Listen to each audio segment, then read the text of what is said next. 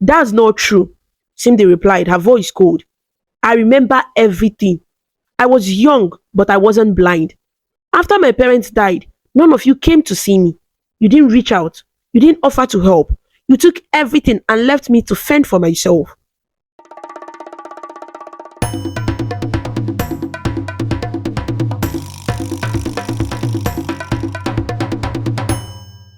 The months following Cindy and Emeka's reconciliation felt like a dream. The kind of love story most people only read about in books or watched in films. Theirs had been tested by the fires of mistrust, manipulation, and heartbreak. But instead of crumbling, they had emerged stronger, their bond more resilient than ever. Cindy couldn't help but marvel at how far they had come. Gone were the days when doubt and insecurity threatened to tear them apart. Now, their relationship was built on a solid foundation of trust and open communication. Every challenge they had faced had only deepened their connection, and they had learned to navigate life's complexities side by side with patience and honesty. For Emeka, the transformation had been particularly profound. Therapy had opened up parts of himself he had kept locked away for years, wounds from his past that he hadn't realized were still bleeding. Week after week, he worked with his therapist, delving into the emotional baggage that had once clouded his judgment. The process wasn't easy, but it was worth every difficult session. Each time he confronted his fears, he emerged with a clearer mind and a stronger sense of self. Cindy had noticed the change in him almost immediately. He was more present, more attuned to her needs and emotions.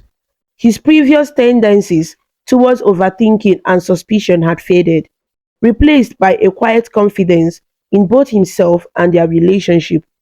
He no longer questioned every small thing, no longer allowed his past to dictate his present. For the first time in a long while, Emeka was truly at peace with himself, with Cindy, and with the life they were building together. It wasn't just Emeka who had grown though, Cindy too had undergone a transformation of her own. After years of struggling to find her place in the world, she had finally discovered her purpose. Her love for the law had blossomed over the years, fueled by her desire to make a difference in the lives of those who couldn't fight for themselves. She had poured herself into her studies, working tirelessly to finish her degree, and now she stood on the brink of a new chapter. As she had finally badged her degree in law, she is waiting to be admitted into law school. A dream that had once felt impossible but now was just within reach. They had reached a place of harmony where their individual growth fueled their shared happiness. Emeka had become Cindy's biggest supporter, encouraging her to pursue her ambitions with the same drive that had once propelled him to success. Cindy, in turn, had become Emeka's anchor, providing him with the stability and love he needed to continue his journey of healing. Their mornings had become a sacred routine, a ritual that symbolized the love and peace they had finally found. Every morning, as the sun filtered through the large windows of their apartment, they would rise with same time, the quiet sounds of the city waking up around them, and one would put a call to the other, and they observed their morning devotion through video calls. Emeka would often insist on making breakfast because he wanted to perfect his omelette recipe, which will often mean that Cindy would drive down to his apartment and they would both leave for their separate offices. People often thought they lived together as a result of their routine, but Cindy and Emeka had learned the hard way not to live their lives at other people's expectations or gossips. They will always strive to do the right thing and live honestly. Whatever else anyone thought wasn't their problem. It was in this quiet moment, over shared cups of coffee and laughter filled with conversations, that Cindy realized just how much her life had changed. She had once been a girl from a small village, struggling to survive, to find her place in a world that seemed too big, too daunting. Now, she was a woman on the verge of a promising legal career, supported by a man who not only loved her deeply, but also respected and valued her dreams. I have been thinking, Emeka said one morning as they sat at her kitchen table, the sunlight casting a warm glow over their breakfast. About what? Cindy asked, taking a sip of her coffee. Emeka's eyes softened as he looked at her. About how lucky I am to have you in my life. Cindy smiled, her heart swelling for affection. I think we are both lucky. No, Emeka insisted, shaking his head with a smile. You don't understand. Before you, I was lost in a way. I had everything success, money, power, but I didn't really have anything meaningful. I didn't have someone who made me feel like I could do better. Someone who believed in me the way you do. Cindy reached across the table, her fingers brushing his. You have become a better man, Emeka, and I'm so proud of you. He squeezed her hand gently, his expression tender. And I'm proud of you. You have come so far, Cindy. You have fought through so much to get here, and now you are about to become a lawyer. Do you know how incredible that is? Cindy laughed softly, shaking her head. I still can't believe it. Sometimes it feels like just yesterday. I was in that small restaurant cleaning tables and wondering if I would ever make it out. Emeka gaze grew serious. But you did make it out, and now the world is yours to conquer. It was a quiet afternoon, and the sun hung low in the sky, casting long shadows over the village where Cindy had spent the earliest years of her life. She hadn't been back here in a long time, not since her grandfather passed. The memories of this place were filled with both warmth and pain. The love of her grandfather, the loneliness after her parents' death, and the sense of abandonment that had shaped so much of her childhood. Emeka stood beside her, his hand warm in hers as they made their way down the narrow path towards her family house. He had insisted on making the trip, saying that it was important to him to honor her family, to pay his respect to the parents and grandfather who had helped shape the remarkable woman Cindy had become. I think it's time I properly meet them, Emeka had said, his voice gentle but resolute. Even if they are not here anymore, I want to understand where you come from. Cindy had been reluctant at first. She had avoided returning to the house for years, preferring to go back when she had accomplished something that she promised her parents and grandfather before leaving. But now, as they walked towards the withered house that was her home, she realized how important this moment was, not just for Emeka, but for her. She needed to confront her past, to face the memories she had left behind. When they arrived at the house, Cindy felt a familiar ache in her chest. The surroundings had experienced some nature, but the building itself was still standing strong. It was clear that no one had lived here for a long time. The silence around them was heavy, but there was also a sense of peace, a reminder that this place had once been filled with love. They entered the house, the air thick with the scent of dust and time. Cindy led Emeka through the rooms, pointing out pieces of her childhood, her grandfather's old chair by the window, the corner where her grandmother had kept her sewing kit, the table where they had once shared meals. It was bittersweet, but for the first time in years, Cindy didn't feel the weight of sadness pressing down on him. Instead, she felt a quiet strength. Emeka was silent as he took it all in, his expression soft and contemplative. He didn't say much, but Cindy could feel his presence beside her, steady, comforting, and understanding. He knew this was a significant moment for her, and he was there to support her in whatever way she needed. As they made their way to the back of the house, Cindy paused in front of an old chest, tucked away in the corner of what had once been her father's study. She hadn't given much thought to the chest before. It had been there for as long as she could remember, collecting dust in the background. Her grandfather had never mentioned it, and after his passing, Cindy hadn't had the heart to go through his belongings in details. But something about the chest drew her attention now. It seemed out of place, as though it was waiting for her to open it, to uncover whatever secret it held. Let's take a look inside, Emeka suggested, sensing her hesitation. He knelt beside the chest, wiping away the dust and carefully lifting the lid. Inside, there were old papers, faded documents, and envelopes tied together with string. Cindy frowned, reaching in to pull out the first bundle. The handwriting was familiar. Her father's careful script, neat and precise. What is this? Simdi murmured, her heart racing as she began to flip through the papers. At first, it all seemed like ordinary paperwork, receipts, letters, and business correspondence. But as she went deeper, she began to realize the significance of what she was holding. These weren't just random papers. These were legal documents, land deeds, property titles, financial statements, all carefully preserved and signed in her father's name. Cindy's breath caught in her throat as she unfolded one of the larger documents. It was the deed to her family's house in the city, the very property she had been told had been taken by her maternal family after her parents died. But this deed wasn't in their possession. It had been here all along, hidden in the village. They lied to me, Cindy whispered, her voice trembling with shock and anger. Emeka looked over her shoulder, his brow furrowing as he scanned the document. These are your parents' assets. Cindy nodded, her mind racing. They told me my parents were stingy and they didn't leave anything behind. But that wasn't true. My father, he kept everything here in the village. The documents, the titles, the original papers, they were all here the whole time. It was as if he knew.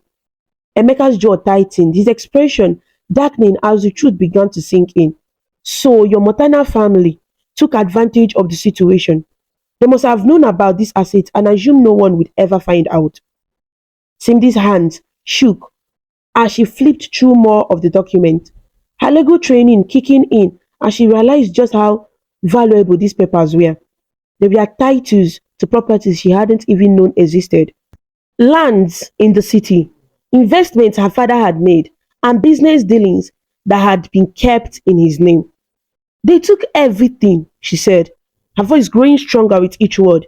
They didn't want to take care of me after my parents died because they wanted this. They wanted all of it. Emeka placed a reassuring hand on her back. His voice is steady, but did you know about this? Your grandfather had no idea what these documents were, so they stayed hidden here in the village. Cindy felt a surge of anger mixed with relief. All these years, she had been living with the belief that her parents had left her with nothing, that her maternal family had been justified in their abandonment. But now she knew the truth. They had lied. They had taken advantage of her parents' death and left her to fend for herself, all the while benefiting from the very legacy they had denied her. I can't believe this, Cindy said, shaking her head in disbelief. All this time, I thought they were the ones who were right, but they were only greedy and wicked. This was all mine, and they allowed I and my old grandfather to suffer as we did without batting an eye. How wicked can people be? Cindy said, tears dropping from her eyes as the memories of those days long gone came flooding back. Emeka squeezed her shoulder gently, his voice filled with quiet concern. Cindy, you don't have to cry anymore. It was their loss for not making the effort to get to know you. And now, your parents had preserved this document for you so that you can have the power to fight for what is rightfully yours. You have the knowledge and the power to fight this now. You are a lawyer now, or will be soon. You can reclaim what was taken from you. Cindy looked up at him, her heart pounding in her chest. She hadn't fully realized the weight of her legal knowledge until now. She had the tools to understand this document, to navigate the legal system and fight for what was rightfully hers. For the first time in a long while, she felt a sense of control over her future, something she had thought was lost to her forever. Even though she can't officiate in court now, and she has not been called to bar, but she knows the best, and she wasn't a novice that can be written off. I can fight this, she said, her voice steady with resolve. I will fight this. Emeka smiled, his eyes filled with pride. And I'll be right beside you every step of the way. Armed with the document she had discovered, Cindy and Emeka prepared to return to Lagos, ready to confront the betrayal that had shaped her childhood. Cindy's maternal family had lied to her, stolen from her, and now it was time to reclaim her parents' legacy and bring the truth to light. Emeka didn't want to leave the house the way they had met it. So he made plans for painters and repairers to put some of the bad places in order. Simdi had laughed at his vanity, but he had insisted, saying it was still part of the legacy her parents left for her, so it must be cherished and kept well. So Simde had left him alone and instead used that time poring over the document, carefully piecing together the puzzle of her parents' assets. Her father had been meticulous, keeping duplicates of every important paper, land deed, business contracts, and financial records. Her legal training allowed her to understand the intricacies of the paperwork, and with each passing day, her confidence grew. She was ready to fight, not just for herself, but for her parents' memory, for the legacy they had left behind. They had been taken from her too soon, but she would not let their names be tarnished by the lies of others. Simdi spoke with a lawyer who specialized in inheritance law, a colleague Simdi had worked with during her time at the firm. Together, they began to build a case, collecting evidence, documenting the treachery of her maternal family, and preparing to confront them with the truth pending when she will return to the city to begin the filing of the case in court. But as they delved deeper into the case, Simdi couldn't shake the feeling that there was more to this story, something her maternal family had kept hidden, something darker that had yet to be revealed. Emeka noticed her unease one evening after paying off the daily workers and they were relaxing at the newly restored patio of her grandfather's house, watching the sunset beyond the horizon. What's on your mind? He asked gently. Sim sighed, leaning back in her chair. I don't know. I just feel like there is something else, something we are missing. Emeka nodded thoughtfully. We'll figure it out. Whatever it is, we'll get to the bottom of it. Simde looked at him, her heart swelling with gratitude.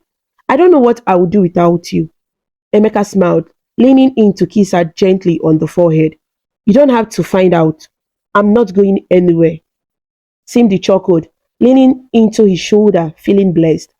As Simdi and Emeka packed up their belongings and the bag of documents from her father's house and prepared to return to Lagos, the house has been restored to its former glory and Emeka finally felt he had greeted her family in the way and manner they deserved. Cindy had laughed at his theatrics, but deep down in her heart, she couldn't be more proud of who she had brought home to her parents. But as they finalized their preparations, Cindy found herself thinking about Nsukka, about Mamogo and Obioma. It had been far too long since she last visited them, and despite the heavy weight of what lay ahead, she felt a strong pull to go back, even if it's just for a short while. Mamogo has always been there for me, Simdi said softly as they sat together, planning their trip. She has been like a family, even when my real family wasn't. Emeka smiled, his hand resting warmly over hers. Then let's go. We'll stop in Nsukka before heading back to Lagos. I would like to meet officially the people who have been so important to you. The decision was made, and early the next morning they set off for Nsukka. The familiar roads brought back a flood of memories for Cindy, some sweet, some painful, but there was something comforting about returning to the place where she had once found solace, despite the weight of everything happening with her maternal family. The thought of seeing Mamogo and Obioma filled her with warmth. When they arrived at the small canteen where Mamogo still operated, the sight of the familiar structure brought a smile to Cindy's face. The canteen hadn't changed much since the last time she visited, its modest appearance a reflection of Mamogo's simple, hardworking nature. But even from a distance, Cindy could see that business was bustling with a steady stream of customers coming and going, enjoying Mamogo's famous meals. As Cindy and Emeka approached, Mamogo spotted them, her face breaking into a wide grin. She wiped her hands on her apron and hurried towards them, her arms outstretched. Cindy, my daughter! Mamogo's voice was filled with joy as she enveloped Cindy in a tight embrace. Ah, I was wondering when you would come to see me. Cindy laughed, hugging the older woman tightly. It's been too long, Mama. I have missed you. Mamogo pulled back, her eyes shining with affection. And look at you now, a fine young woman. And who is this handsome one beside you? She asked in a straightforward way, no waste of time. Cindy, used to her ways, laughed nervously and made introductions. Mama got turned her gaze to Emeka, her expression appraising but kind. So, you are the one who has been keeping my Simdi happy, eh? Emeka smiled warmly. Obioma had always been like a brother to her, and seeing him now, she couldn't help but feel a deep sense of responsibility for his future. After they settled into the small sitting area by the canteen, Mama God brought out plates of steaming jollof rice and fried plantain, insisting they eat before discussing anything serious. You know my kitchen is always open to you, Cindy, she said, placing the plates in front of them. Eat up. You have traveled far. As they enjoyed the food, laughter and conversation flowed easily between them.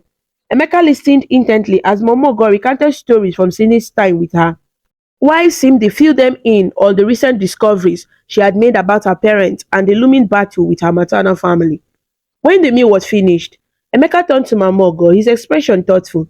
Mama, your food is incredible as always, but I noticed that this canteen could use a bit of an upgrade. Some new tables, better cooking equipment. I would like to help you with that. Mama God blinked in surprise, her hands stealing as she wiped the table. Ah, Emeka, you don't have to worry about that. I have managed well enough over the years. Cindy shook her head, placing a hand on Mama God's arm. Mama, you have done so much for me, for all of us, really. It's time we did something for you. Let us help you make this canteen even better. I mean, it wouldn't be bad if you have more hands to help you and a more comfortable environment for your customers. Emeka nodded in agreement. You have built something special here, Mama.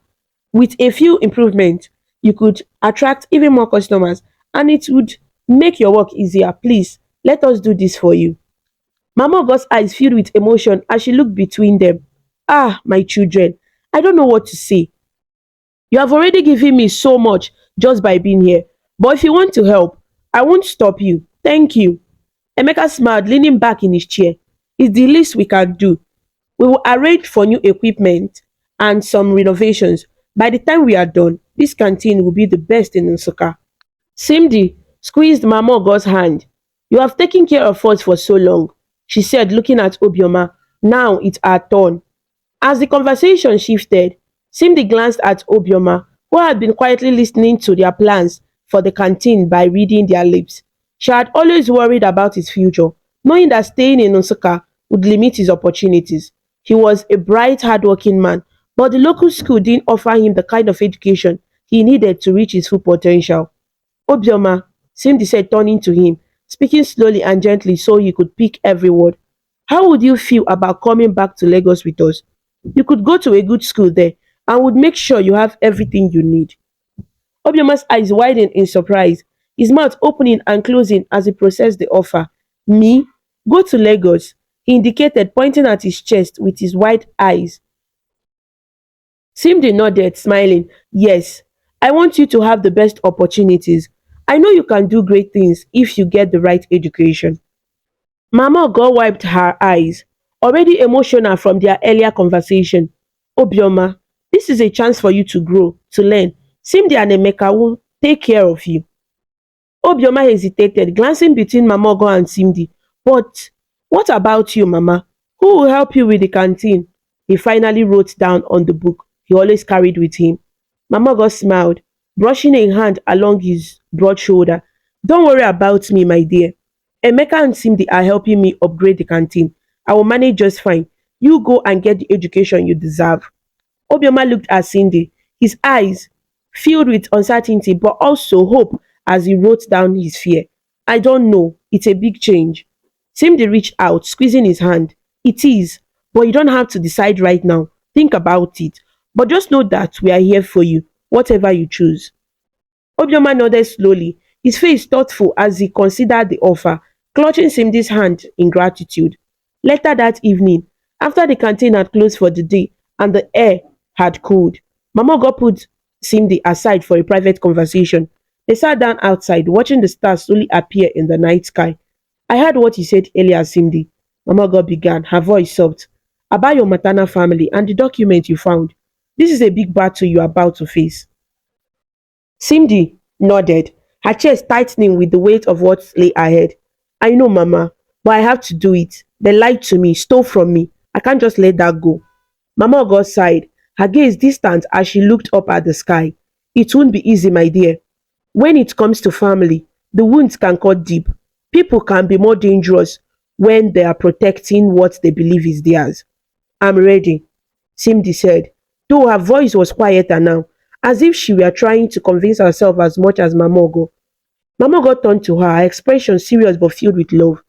You have a strong heart, Cindy, and you are a fighter. But you must remember that this battle isn't just about what was taken from you. It's about reclaiming your identity, your place in this world. Don't let anger consume you. Let justice guide you. Cindy nodded, taking in Mama Ogo's words. I will try, Mama. Mama Ogo smiled, reaching out to pat Cindy's hand. And you won't be alone. You have Emeka, you have us here in Osaka, and you have the strength of your parents behind you. Whatever comes, you'll find a way through. Cindy felt a wave of gratitude washing over her as she looked at Mamogo, the woman who had been a mother to her in all the ways that really mattered. Thank you, Mama. I don't know what I would do without you. You will be just fine, Mamogo said softly, her voice carrying a quiet strength that Cindy had always admired. You have already faced so much, and you have come out stronger. Whatever is ahead, you will face it with that same strength. Cindy took a deep breath, letting Mama Ogo's words settle deep inside her. There was truth in them, truth that grounded her in this moment. She had been through darkness before, and though this battle would be different, she knew she had the resilience to see it through. Thank you, Mama, Cindy whispered, leaning her head on the woman's plump shoulder, her voice thick with emotion. I will do my best. You always do, my daughter, Mama Ogo replied with a knowing smile, patting her head gently before standing. Now, come, let's go back home. You and Emeka need rest before your journey back. The next morning, after saying heartfelt goodbyes to Mama Ogo and a tearful farewell to Obioma, who had finally agreed to come to Lagos for a better education, but he wanted to stay back and help Mama Ogo with the renovations before he would join them. Simdi and Emeka had set off once again. The road stretched out ahead of them, and though Simdi's heart felt heavy with the knowledge of the battle to come, there was also a sense of peace from the time spent in Nsukka. Emeka drove quietly for a while, glancing over at Simdi every now and then as she gazed out the window. He could see the thoughts swelling behind her eyes, the weight of everything they had uncovered and the challenge that lay ahead. Are you okay? He asked gently, breaking the silence between them. Simdi turned to him, offering a small smile. I'm okay, just processing everything. Emeka nodded, his hand reaching over to gently squeeze hers. I know this isn't easy, but we'll face it together, Simdi. She squeezed his hand back, grateful for his steady presence. I know. I'm just trying to make sense of it all. I have spent so long doubting the integrity of my parents, and now to find out that they actually left behind so much and that they were not what those people claimed, it's overwhelming. It's a lot to take in, Emeka agreed. But you have the knowledge now, and you have the tools to fight for what's rightfully yours. That's something no one can take away from you. Simdi nodded, feeling a renewed sense of purpose settle over her. She had discovered the truth, and now it was time to act on it. No matter how difficult the road ahead, she would fight to reclaim her parents' legacy, not just for herself, but for the memory of the family that had been stolen from her. Upon their return to Lagos, Simdi and Emeka wasted no time in putting together a legal team. Simdi had already reached out to her lawyer, a colleague she trusted, and now it was a matter of gathering the documents and preparing for the inevitable confrontation with her maternal family. The documents they had found in the village were the key: original deeds, property titles, and contracts that proved her parents had left behind a substantial estate. With her legal knowledge and the support of her lawyer, Simdi was able to trace the ownership of the assets her maternal family had taken control of. What became clear was that her maternal relatives had falsified claims, taking advantage of the fact that Simdi was too young to understand what was happening at the time. As Simdi pored over the documents in the apartment, her mind raced with the legal implications of everything she had discovered. She knew it would be a difficult case. Her maternal family had held control of these assets for years, and they would likely fight to keep them. But Simdi was prepared. She had worked too hard, fought too long to give up now. Simdi, Emeka said, walking into the living room where she was surrounded by papers and folders. How is it going? Simdi looked up, her brow furrowed with concentration. It's coming together. There's a clear paper trail here. My parents' estate was supposed to go to me, but my maternal family manipulated the situation after the accident. They used my father's death and my grandfather's old age to seize control, knowing I was too young to fight back. Emeka sat beside her, glancing over the document. Do you think we have enough to challenge them in court? I think so, Cindy replied, her voice steady. But it won't be easy. They have had years to establish their hold on this asset. Legally, I'm entitled to everything, but they will make this as difficult as possible. Emeka reached out, taking her hands in his.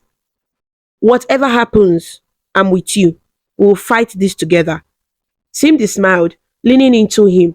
Thank you, Emeka. I couldn't do this without you. The day of the confrontation with Simdi's maternal family arrived sooner than expected. Simdi, armed with her Lego team and the stack of documents they had uncovered, was ready. But even with all the preparation, there was a knot of tension in her stomach. This wasn't just a Lego battle, it was personal.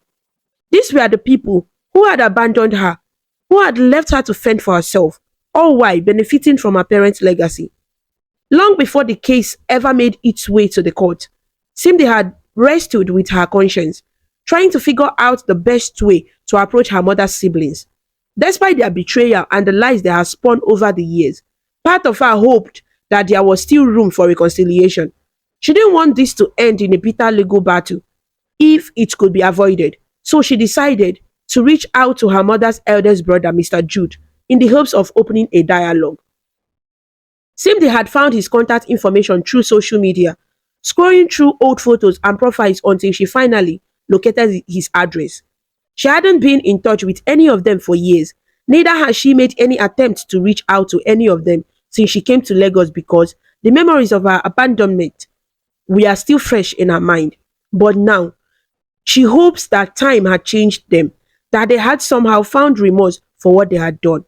With Emeka and her lawyer by her side, Simdi reached out to Mr. Jude and arranged a meeting with the rest of her mother's siblings. It was a tentative step, but one Simdi believed she had to take.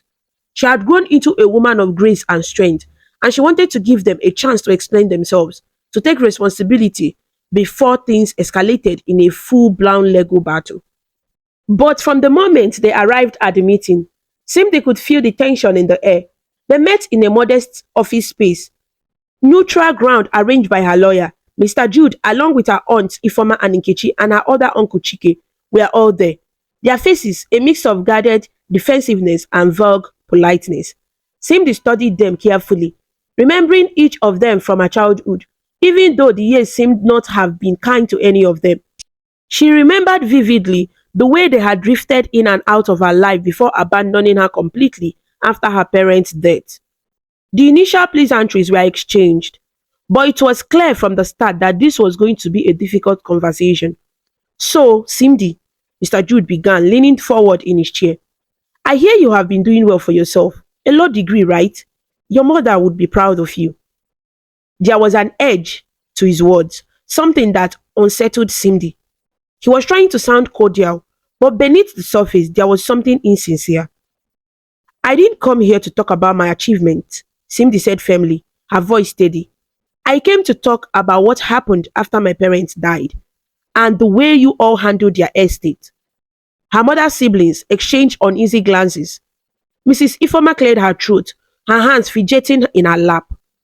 We did what we could, Simdi, she said, her voice dripping with false sincerity. But your grandfather, well, he was very protective of you. He didn't want us getting involved. He told us to stay away. Cindy's jaw clenched. She had expected lies, but hearing them now, spoken so brazenly, still angered her. That's not true, Cindy replied, her voice cold. I remember everything. I was young, but I wasn't blind. After my parents died, none of you came to see me. You didn't reach out. You didn't offer to help. You took everything and left me to fend for myself. Mr. Chike shifted in his seat. his expression one of feigned confusion. Cindy, you were just a child. There are things you couldn't possibly understand. We wanted to help, but your grandfather, he made it impossible. Cindy's anger simmered beneath the surface, but she kept her composure. She wasn't a child anymore, and she wasn't going to let them manipulate her. You didn't want to help, Cindy said, her voice firm. You wanted my parents' estate. You wanted the money, the properties. And when my mother stopped giving it to you, you turned your back on us. I remember how you came to her over and over again, asking for more money. And when she finally said enough, you all left. And when she died, you saw that as an opportunity to overlook and abandon me. Her aunts and uncles shifted uncomfortably, the weight of her words hanging in the air. Mrs. Nkechi tried to intervene, her voice soft but insincere. We had our own struggles, Cindy. Your mother was always the one who had everything together, and well, we weren't as fortunate, but we never meant to hurt you. Cindy shook her head, refusing to let them twist the narrative. You left me with nothing, she said, her voice rising slightly. You took everything that belonged to my parents and pretended like I didn't exist. And now, I have uncovered the truth. The original document, the deeds to their properties. I have it all. The room fell into a heavy silence as her words sank in. Her lawyer, who had been quietly observing the exchange, finally spoke up. Cindy has legal right to her parents' estate, he said, his tone professional but firm. And unless there is full cooperation from the family to rectify what has been done, we will be moving forward with legal action. Mr. Jude's expression hardened. He had hoped to bluff this away through this meeting, to convince Cindy that their actions had been justified. But now that she had presented the legal evidence, it was clear that their situation was much more serious than they had anticipated. There is no need to drag this into court, Uncle Jude said quietly, his voice tight. We can come to an agreement. We are family after all. But if you insist on going to court, we have nothing to fear because we took nothing that didn't belong to us. Family, Cindy echoed, her voice filled with bitterness. You stopped being my family the moment you abandoned me.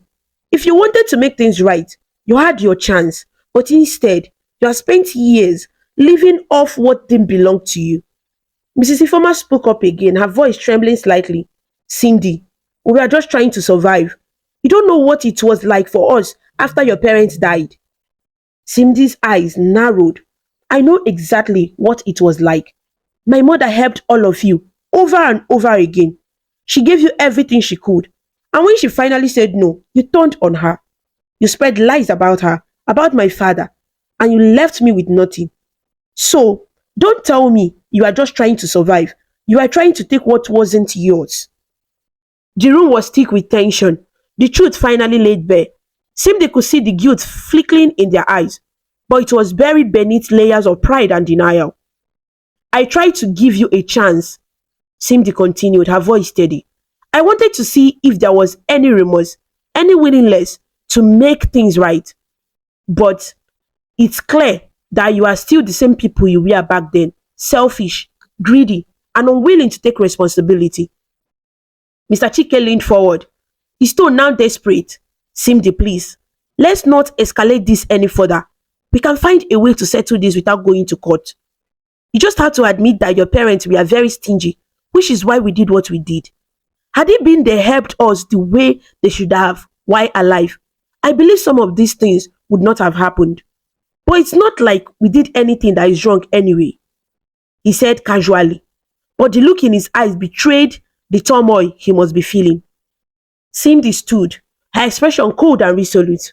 Well, I can see that my coming here today was totally useless, but I'm glad I did. At least, Mom would know I did the best I could.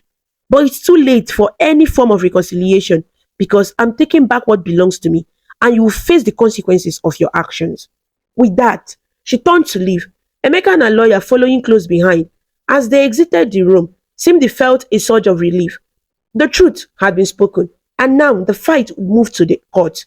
She had given them a chance to make things right, and they had failed. It was time to reclaim her parents' legacy once and for all. As the weeks passed and the case moved through the court, Simdi found herself growing stronger with each passing day.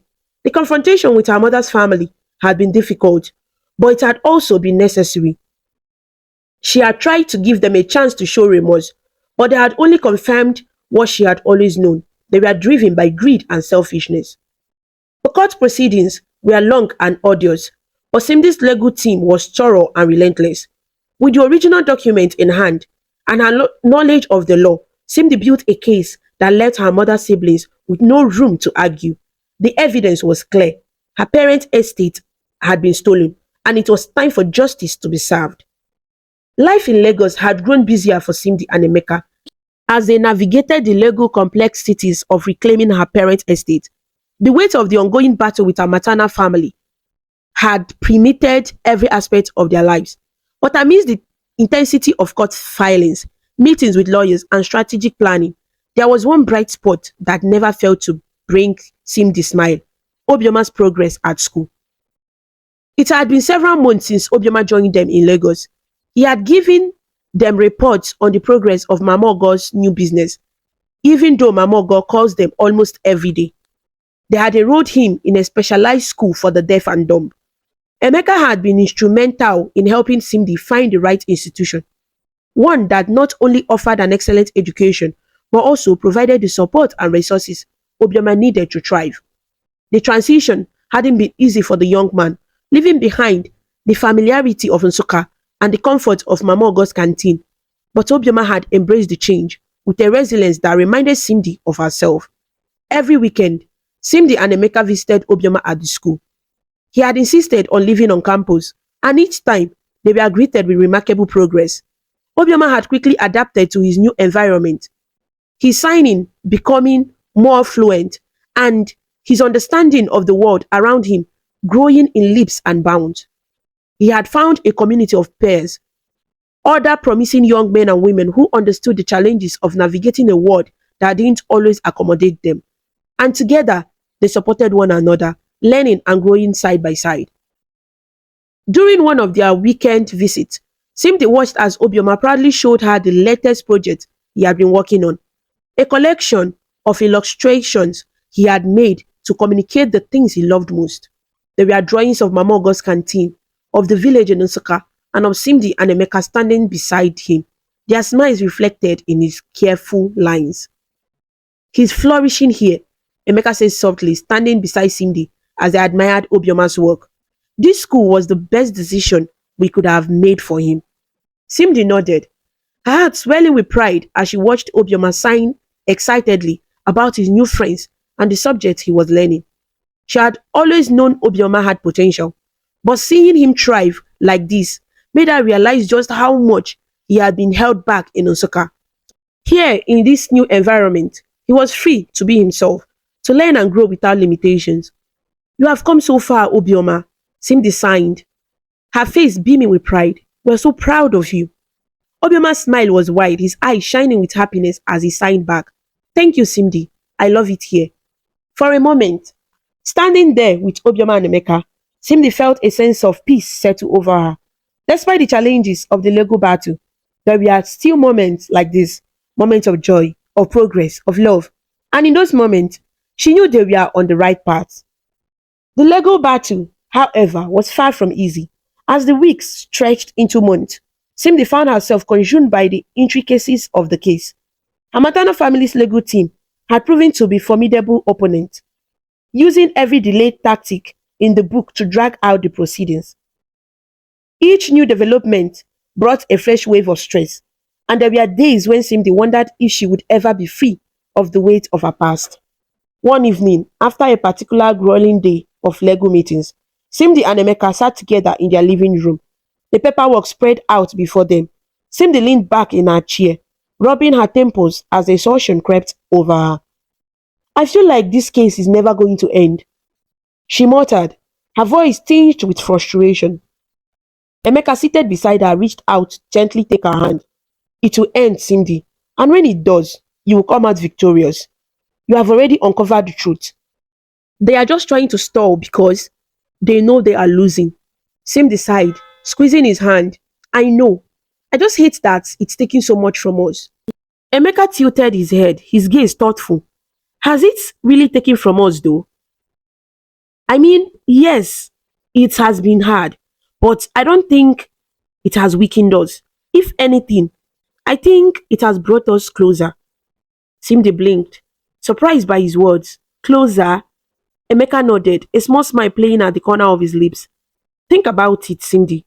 We have faced this together from the start. Every challenge, every roadblock, we have handled it as a team. And through all of it, we have been open with each other, honest, transparent. This battle hasn't driven us apart. It's reminded us of how strong we are together. Simdi thought about it for a moment, letting his words sink in. It was true that the Lego battle had consumed much of their time and energy. But through it all, Emeka had been by her side.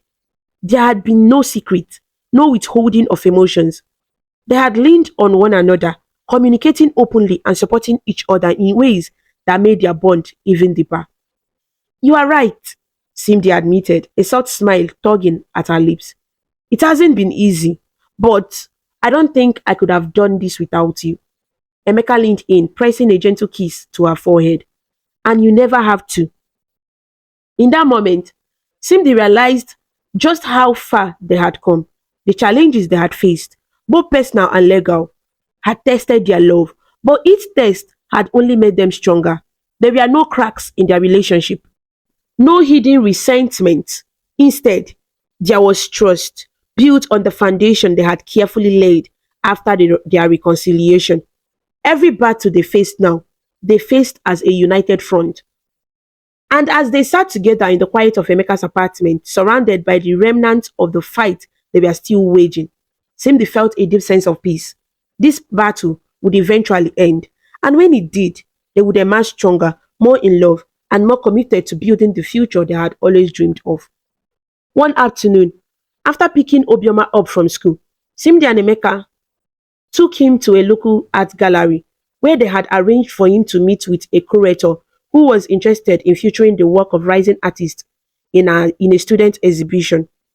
Obioma's eyes lit up as they entered the gallery, his hands moving rapidly in excitement. Simdi, is this where they will show my drawings? Simdi smiled, nodding. Yes, Obioma. The curator here wants to see your work and discuss the exhibition. Isn't that exciting? Obioma's grin was wide as he looked around, taking in the vibrant artwork that lined the walls. It was a world he had never imagined for himself, a world of expression and creativity, and now it was one he was stepping into with confidence. The meeting with the curator went better than they had hoped. The curator was impressed by Obioma's talent, his unique perspective, and the way he used his art to communicate. It was clear that Obioma had found a way to channel his experiences into something beautiful, something that could inspire others. As they left the gallery that evening, Obioma was practically bouncing with excitement, his hands moving rapidly as he signed his thoughts. I can't believe this is happening. I never thought I would get to show my drawings to so many people. Cindy smiled, her heart full as she watched him. You deserve it, Obioma. You have worked hard, and this is only the beginning. Obioma beamed, his eyes bright with hope. Thank you, Cindy. Thank you for everything. As the Lego proceedings neared their conclusion, Cindy found herself delving deeper into the dynamics of her mother's families. Her mother, Adeline's siblings, whose greed had led to the tangled web of deceit she was now trying to unravel. The more she learned about their actions after her parents' tragic death, the more she realized that their betrayal had been rooted not just in opportunism, but in a long-standing pattern of irresponsibility and selfishness. Adeline, Cindy's mother, had been the eldest daughter of her five siblings. Growing up, Adeline had always been the responsible one, the sibling who worked hard and found success while the others seemed to flounder in their own lives. After marrying Cindy's father, who had established himself as a successful businessman, Adeline had taken it upon herself to support her siblings, providing them with financial help whenever they needed it. But that help had come at a cost. Each of her siblings, whether through poor choices, laziness, or sheer irresponsibility, had squandered the money Adeline and her husband gave them. There were stories of failed businesses, lavish purchases they couldn't afford, and investments that went belly up. Time after time, they would come back to Adeline, pleading for more, and being the compassionate woman she was, Adeline had often relented. Simdi's father, though more cautious, had supported his wife's decision to help her family, believing that they would eventually get back on their feet. But they never did. Ali's youngest brother Chike had been the worst of the lot. He had gone through three separate business ventures in the span of 5 years, each one more disastrous than the last. Each time he had returned to Adeline with excuses, promising that the next time would be different, that he just needed one more loan to turn things around. And each time Adeline had given in, hoping that this time her brother would finally learn from his mistakes. Her sisters, Ifoma, had been equally irresponsible. She had married a man who was a gambler, and the two of them had run through Adeline's money with little thought for the future. When their debt piled up, they had turned to Adeline again, expecting her to bail them out. Cindy's other uncle and auntie weren't much better. Though not all of them had made reckless choices, none had shown the financial prudence that would justify the constant flow of money from Adeline's household to theirs. Over the years, Adeline had watched in frustration as her siblings squandered the opportunities she had given them, and yet they never stopped asking for more. It wasn't until Cindy was a young girl that her mother finally put her foot down. Adeline had been helping her siblings for years, often at great personal sacrifice, but she had begun to see the toll it was taking on her own family. Cindy's father had been patient, but even he had grown weary of the endless cycle of giving and taking. From that day on, Adeline had stopped giving her siblings money. She had explained her decision to them in no uncertain terms. She was done supporting their reckless choices, done enabling their irresponsibility, but her decision hadn't gone over well. Her siblings, accustomed to relying on Adeline's generosity, had been furious. They had accused her of turning her back on her family, of being stingy and selfish. They had spread rumors about her, telling everyone who would listen that Adeline and her husband were greedy, hoarding their wealth while their family struggled. And when Adeline and Cindy's father died in the car accident, those rumors only grew louder. Her siblings had seized the opportunity to paint a picture of Adeline and her husband as misers, refusing to take in Cindy or care for her because, in their eyes, her parents hadn't cared for them. But the truth was far more complex. Adeline had cared deeply, too deeply perhaps, but her love and generosity had been taken for granted. The day of the final court hearing arrived, and Cindy walked into the courtroom with Emeka by her side, her heart racing with a mixture of determination and trepidation. The weeks leading up this moment had been filled with tense negotiation, legal maneuvers, and sleepless nights, but today it would all come to an end. As the proceeding began, Cindy's lawyer presented the evidence they had gathered, the original deeds and documents that proved beyond doubt that the estate belonged to Cindy. The court listened as the lawyer outlined how her mother's siblings had manipulated the situation after her parents' death, how they had taken control of the properties and assets, all while abandoning the child their sister had left behind. Cindy's maternal family's lawyer tried to argue that they had cared for the estate in her absence, but the truth was clear. They had only cared for themselves, using the properties to line their own pocket while letting the rest of the estate fall into disrepair. As the judge listened to the closing argument, Cindy felt a sense of clarity wash over her. This wasn't just about reclaiming what had been stolen from her, it was about restoring her father's legacy, her parents' legacy, about honoring the sacrifices they had made and the love they had shown. Adeline had tried to help her siblings, but in the end, they had chosen greed over family. When the verdict was finally delivered, Cindy's heart pounded in her chest. The judge ruled in her favor, granting her full control of the estate and ordering her maternal family to relinquish any claims they had made on the properties. Cindy would inherit everything as her parents had intended. With that, the case was closed and Cindy and Emeka left the courtroom. The weight of years of injustice finally lifted from her shoulders. As they walked out of the courthouse, Cindy felt an overwhelming sense of relief. The legal battle was over, and she had reclaimed her parents' legacy, not just for herself, but for the memory of the family they had been before tragedy struck. Emeka wrapped an arm around her shoulders, his smile warm and full of pride. You stood up and for your parents. They will be proud of you. Simdi looked up at him, her heart full. I couldn't have done it without you. Emeka smiled, kissing her forehead gently. You didn't need me to fight this battle. You have had this strength all along. Simdi smiled softly, feeling a sense of peace settle over her. They had reclaimed not just her parents' legacy, but the life they had always wanted to build together. But the victory wasn't without its consequences. Simdi's family had been dealt a and the aftermath of the ruling left them with much to reckon with. The properties they had been left with were in stages of repair, created from years of neglect. Without the valuable control, they now faced the reality of rebuilding their lives with far fewer resources that they had grown accustomed to.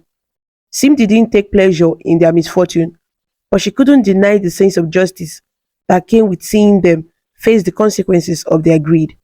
For too long, they had taken advantage of her parents' kindness, and when that kindness had dried up, they had turned to betrayal. Now, they were left to rebuild their lives on their own terms, without the crutch of her parents' wealth to lean on. Her uncle Chike, the most reckless of the siblings, had been hit the hardest. Without access to the money he had once freely spent on failed ventures, he found himself facing the harsh realities of his own irresponsibility. The properties he had been left with were barely livable, and his attempts to sell them yielded little return. Simdi had thrown the grapevine that Chike had begun seeking help from other family members.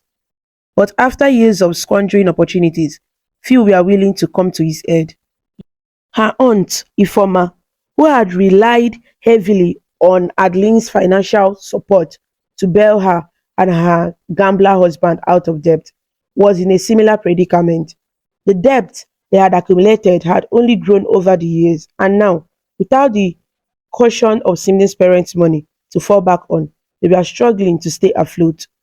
Ifoma had tried to negotiate with Simdi after the court ruling, hoping to secure some kind of financial assistance, but Simdi had stood firm. I have given you all I can, Simdi had told her during their last conversation.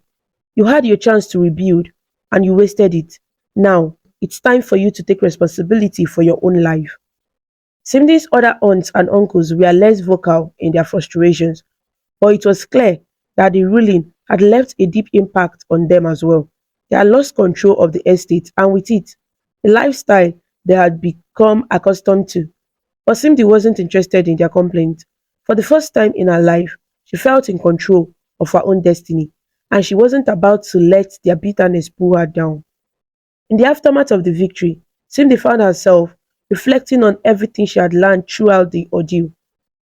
The battle had been about more than just reclaiming her parents' legacy. It had been about reclaiming her own identity.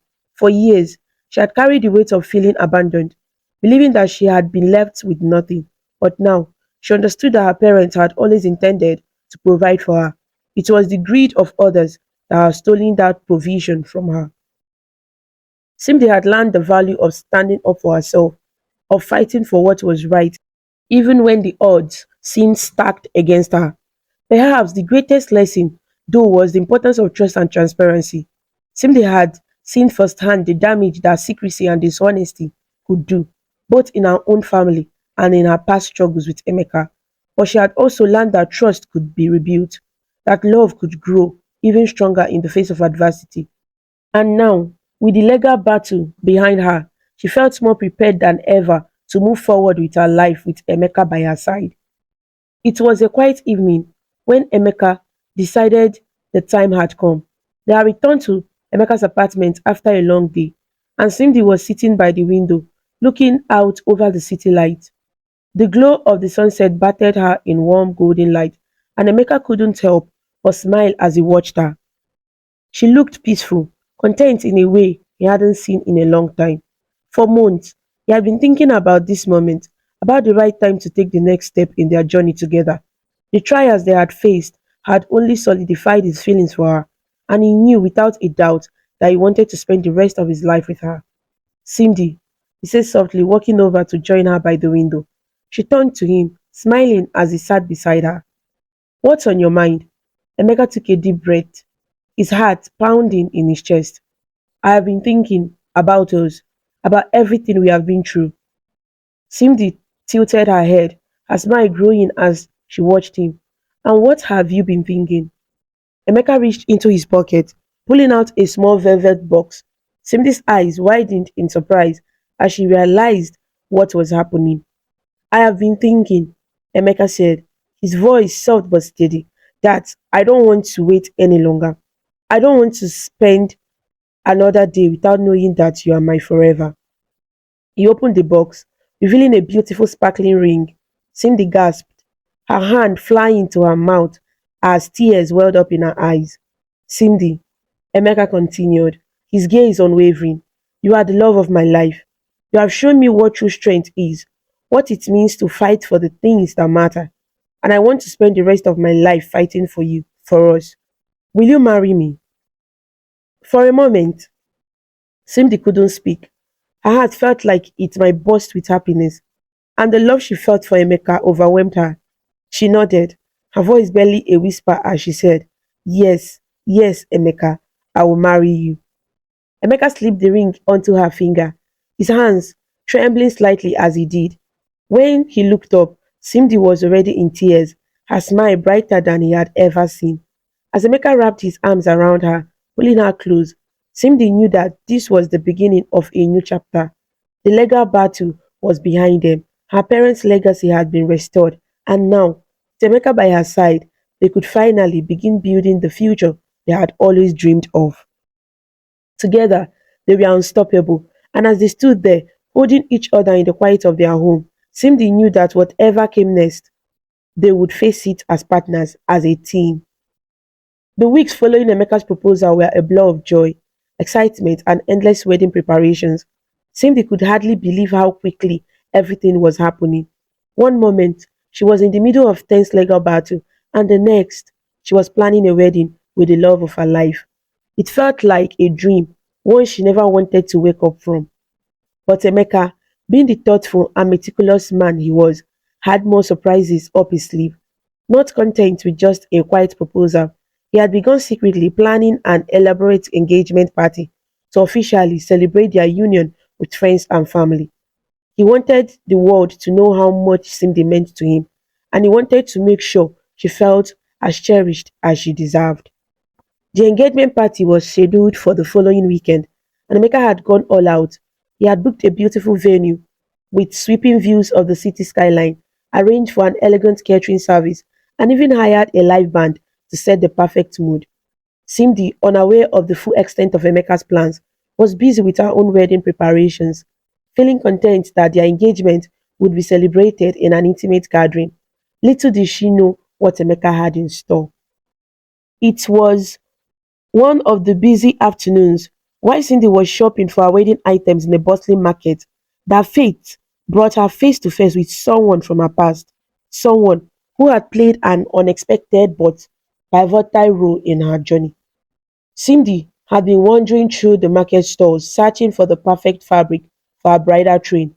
The vibrant colors and patterns of the fabrics called to her, reminding her of her mother and the way she used to help Cindy pick out the finest materials for special occasions. She was lost in thought when, out of the corner of her eye, she spotted a familiar face.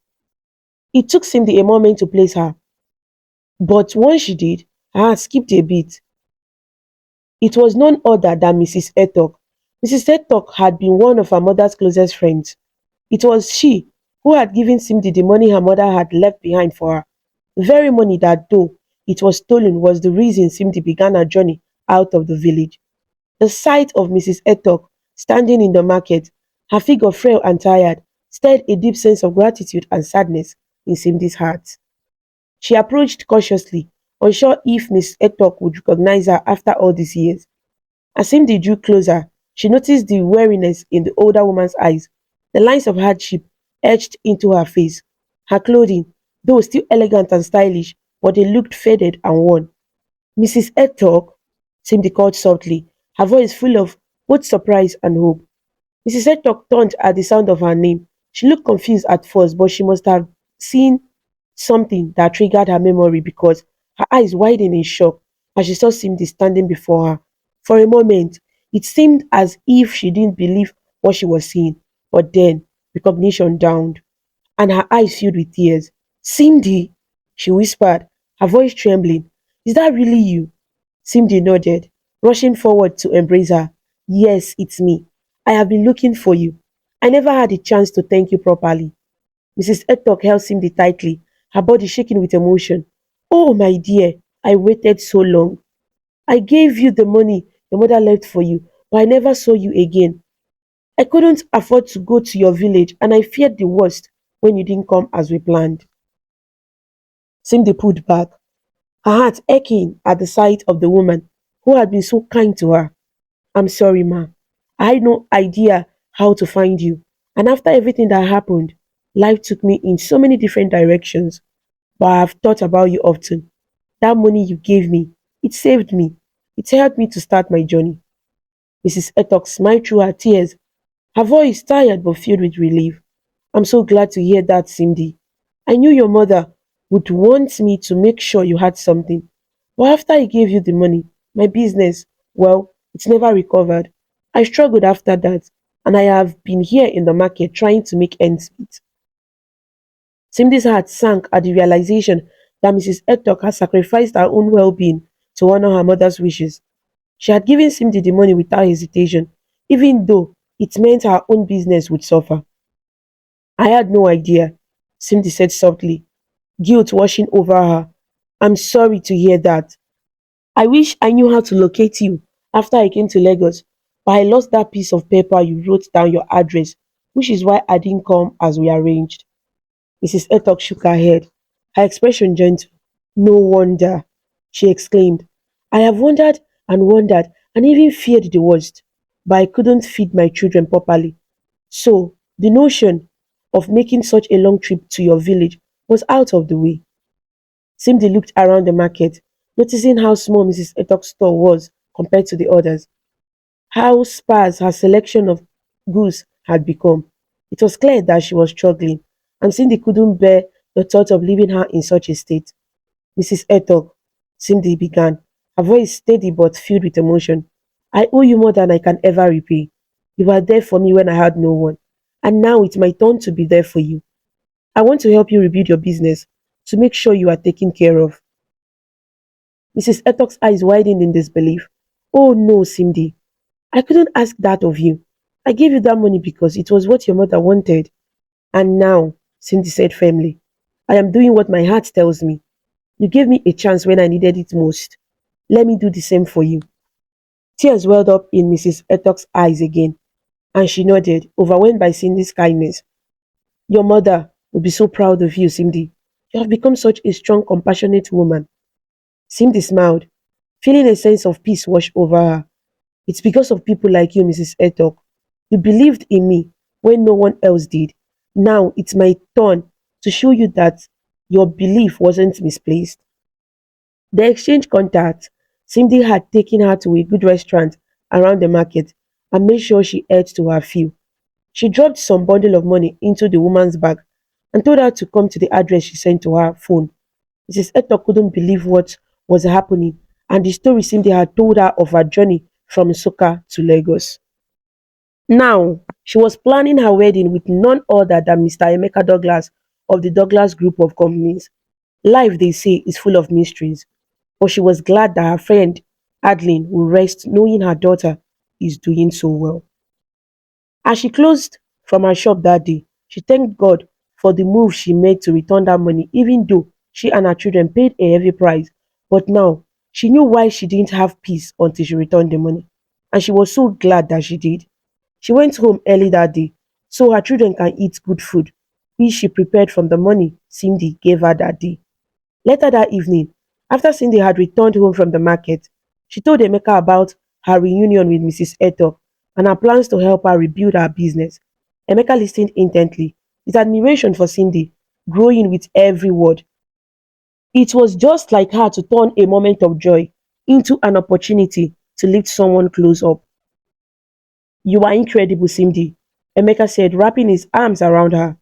You are always thinking of others, even when you have so much on your own plate.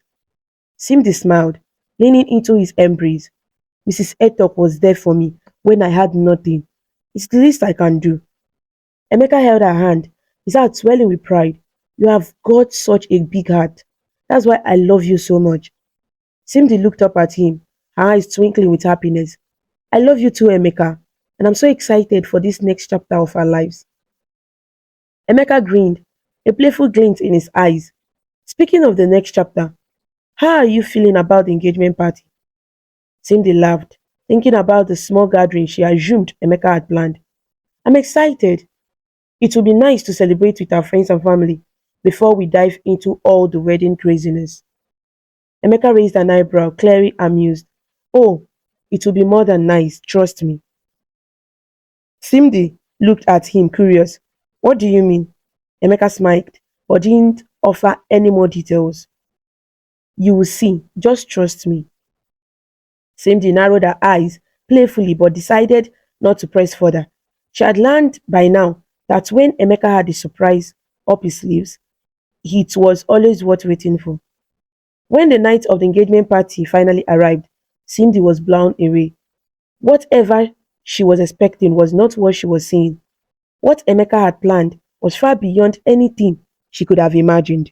The venue was breathtaking, a sprawling rooftop garden filled with twinkling lights that stretched across the night sky. The scent of fresh flowers filled the air, and a soft breeze carried the sound of live music playing in the background. Everywhere she looked, she saw their friends and family all gathered to celebrate their love. Emeka had outdone himself. As Cindy walked into the venue, her eyes wide with shock, Emeka came up behind her, wrapping his arm around her waist. What do you think? Cindy turned to him, her heart full. It's perfect, Emeka. I don't even know what to say. Emeka smiled, brushing a strand of hair from her face. You don't have to say anything. This is all for you, for us.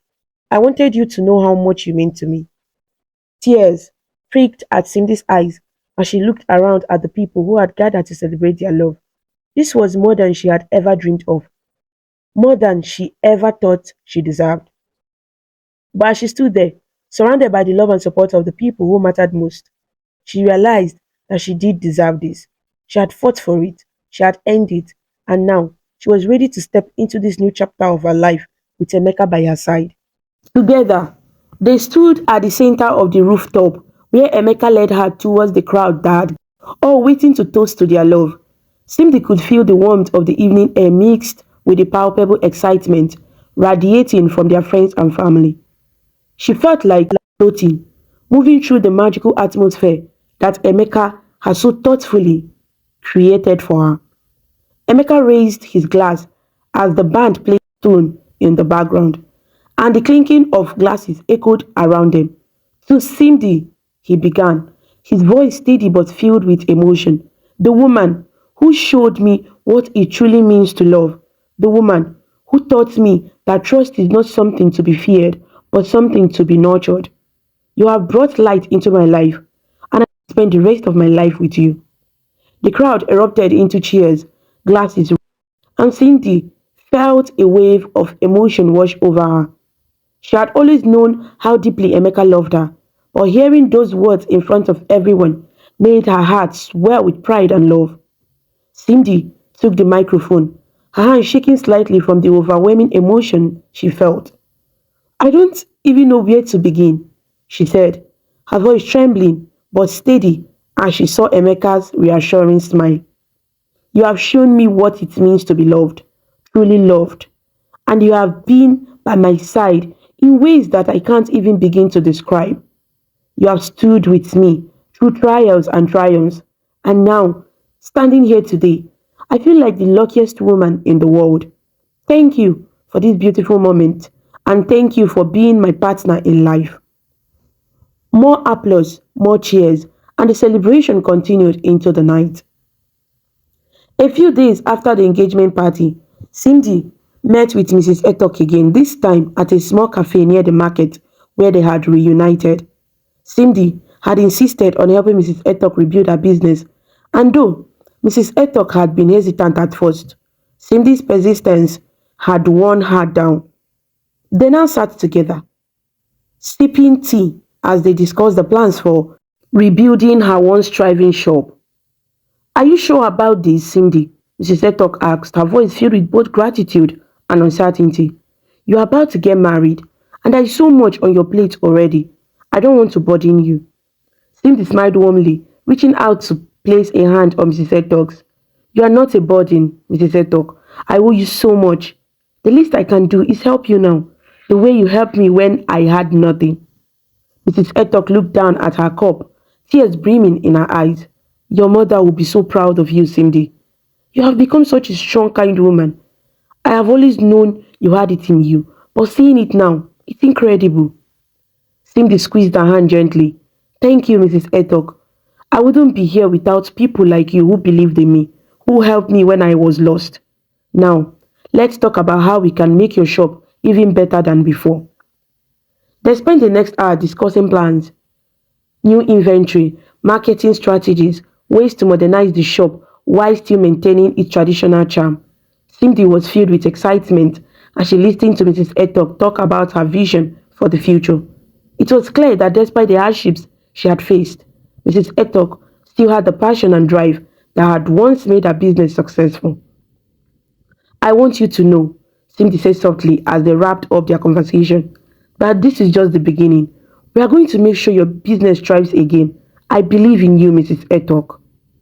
Mrs. Etok smiled, her eyes shining with emotion. And I believe in you, Cindy. You are going to have a beautiful life. And I am so grateful I got to see this moment. As the weeks went by and the wedding day approached, the preparations seemed to take on a life of their own. The engagement party had been the perfect kickoff of the next chapter, but now the real work of planning the wedding began. Cindy and Emeka were determined to create a day that reflected their journey, filled with love, hope, and the strength they had built together. One afternoon, as they sat together reviewing the final guest list, Emeka leaned back in his chair, a contented smile on his face. I still can't believe we are doing this. Cindy laughed, shaking her head. Neither can I. It feels like just yesterday we are trying to figure everything out, and now here we are planning a wedding. Emeka reached for her hand, his eyes filled with warmth. It's been a journey, hasn't it? But I wouldn't change a thing. Every trial, every challenge, it's brought us here. Cindy nodded, her heart full as she looked at him. I wouldn't change it either. I feel like everything we have been through has made us stronger, made us ready for this. And we are just getting started, Emeka said with a grin. The wedding is just the beginning. Cindy smiled, her heart swelling with excitement for the future. I can't wait. As the final days before the wedding ticked by, Cindy could reflect on how far she had come. From the orphaned girl who had been abandoned by her family to the woman standing on the precipice of a new life, surrounded by love and hope. It felt like a transformation she never could have imagined. But as she looked around at the life she had built with Emeka, at the people who had supported her, and at the love they had cultivated, Cindy knew that everything had happened exactly as it was meant to. The trial she had faced had made her strong enough to fight for what she believed in, and had brought her to this moment, standing on the edge of forever with the man she loved.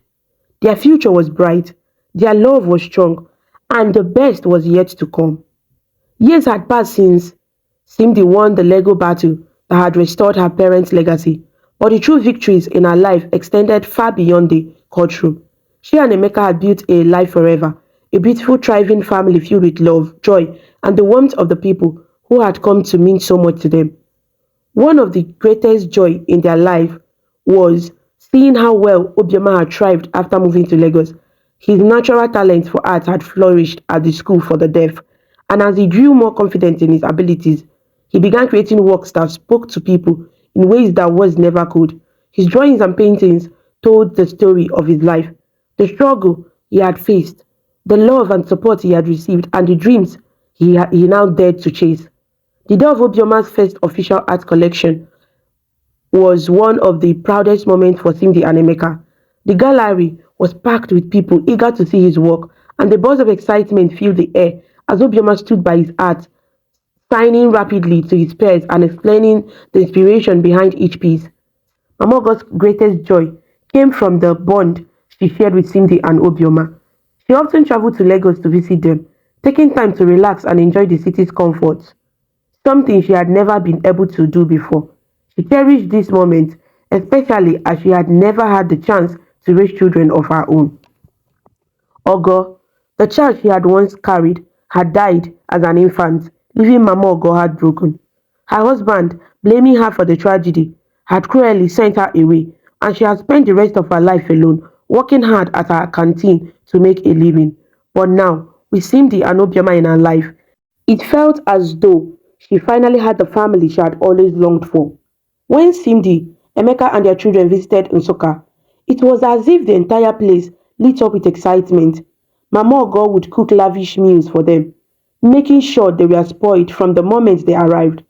And when Mama Ogo visited Lagos, Cindy made sure she had everything she needed to relax and enjoy herself. You and Obioma are the children I never had, Mama Ogo often said with a smile, her eyes twinkling with affection. And these little ones, they are the grandchildren I never expected. Cindy's children adored Mama Ogo, and she doted on them endlessly, whether in Nsukka or Lagos. She stopped at nothing to spoil them, bringing gifts, telling stories, and making sure they were always well fed with their favorite meals. Cindy had also kept her promise to Mrs. Etok, helping her rebuild the business that had once struggled after she gave Cindy the money her mother had left for her. With Cindy's help, Mrs. Etok was able to restock her shop, modernize her business, and regain the financial footing she had once lost. But Cindy's generosity didn't stop there. Knowing how much Mrs. Etok had sacrificed, Cindy also helped pay for her children's education, ensuring they had the opportunities that had once seemed out of reach. For Mrs. Etok, it was a second chance, a chance to rebuild her life, provide for her family, and continue the legacy of kindness and support that Cindy's mother had always valued. One afternoon, as they sat together in Mrs. Etok's newly renovated shop, Cindy smiled as she watched her go about her work. The shelves were full, the customers were steady, and there was a sense of contentment in the air that hadn't been there before. Thank you, Cindy, Mrs. Etok said, her voice filled with gratitude. You have given me so much more than I could ever repay. Cindy shook her head, her smile warm. You gave me what I needed when I was lost. Mrs. Etok, this is just my way of saying thank you. You deserve this. Cindy often reflected on how far they had come, on the journey that had brought them to this point. She had faced so many battles, both internal and external, but through it all, she had found love, family, and purpose. Her parents' legacy had been restored, but more importantly, Cindy had built a legacy of her own, a legacy of love, strength, and resilience. And as she stood in her home, watching Emeka play with their children, with Obioma and Mamogo by their side, she knew that this was the life she had always been destined to live. It wasn't just a happy ending, it was a new beginning, filled with endless possibilities and the promise of a future built on love, family, and hope. Thank you for watching this amazing story on African Stories. If you liked it and felt inspired, please show your support by clicking the like button, sharing with your friends, and leaving a comment below. To see more interesting stories and learn about different cultures, subscribe to African Stories by V, and don't forget to ring the notification bell so you never miss a new story. Your support means a lot and helps us bring more stories to you. Until we meet again, stay connected, stay inspired, and keep smiling.